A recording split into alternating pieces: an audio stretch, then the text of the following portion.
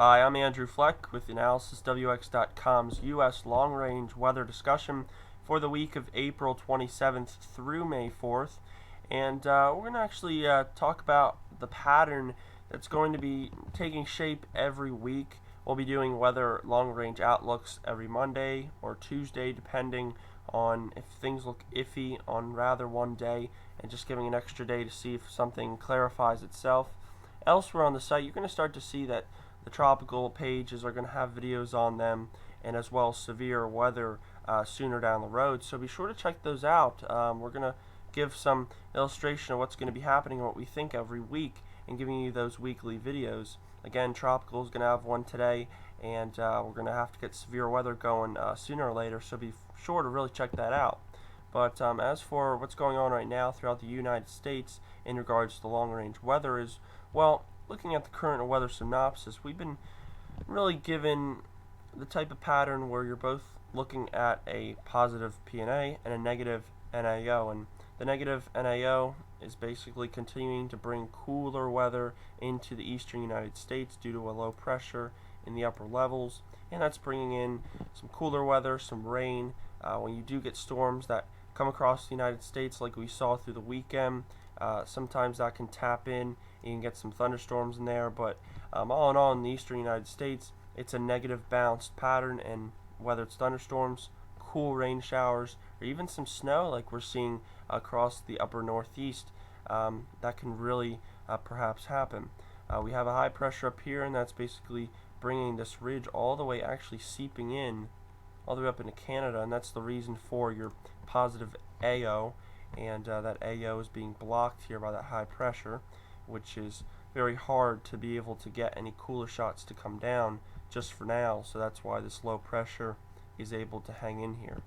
And then lastly, we have a low pressure that's coming into the northwest quadrant of the United States, and this is actually going to be the next system that brings severe weather across the Midwest, and this could be round two of what was a very disastrous severe weather outbreak that we had a few days ago. So that can be, once again, another very bad outbreak for the central United States. And I'll tell you what, keep an eye on the aerial thunderstorm outlook on AnalysisWX.com, because we will have some outbreaks and outlooks to show you. On the next imagery here, this is now midweek. So we went from what we were looking at Monday to now looking at midweek. And you can see that this front and low pressure now makes its way into the northern plains. With that, you're going to get a pretty nice front to follow that.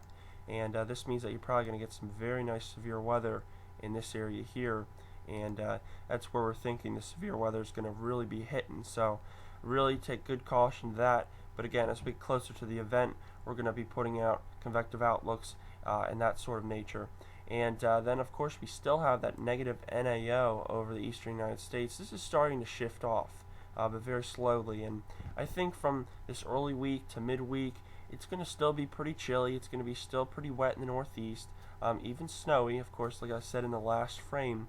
But what I do believe is this storm system here is really going to move itself up across the Great Lakes, and it's going to bring some warm weather with it across the northeast, pushing this low pressure out of here. And I think really by Friday, Saturday, toward this coming weekend, we're going to be talking about a pretty nice weekend into early next week for the northeast. So definitely a different pattern is going to be changing up, so be sure to watch that. And then we go into late week, and this is what I was talking about. We went and showed you the low pressure that was over the northern Great Plains. That's going to seep more up to the north, and that's where that low pressure is. And then we have another low pressure here. But what happened is, because of this low pressure up here across Canada, it's really bringing a good warmth on Saturday and Sunday across the northeast. And still with the front back here, there could be some thunderstorms now possible in this area here. So two areas of going to be interest are going to be the central plains, which I was talking about back here, and the second area of interest is then going to be, once this low pressure moves more to the northeast, is then going to be a little more into the Ohio Valley, the Tennessee Valley, even the Mid-Atlantic again. So a few of those areas are going to have to be watched for that front that's going to be moving through. And then of course we finally have this low pressure out of here practically. Just a little bit of Maine on Saturday and Sunday, still getting in the cooler weather, but that low pressure's out of here, and now we're looking at more of a cooler weather across the west, but not just cool, but also wet too. So it's going to be a little wild over the west, and that's because that positive PNA over the west is now starting to go negative.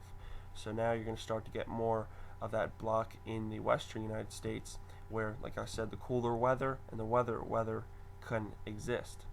So last on the next frame is where the pattern is a week from now, where the models are kind of taking it, where they're kind of hinting it, and looks like there's going to be a placement of a high up here, and that's going to feed in some cooler weather across the western United States here.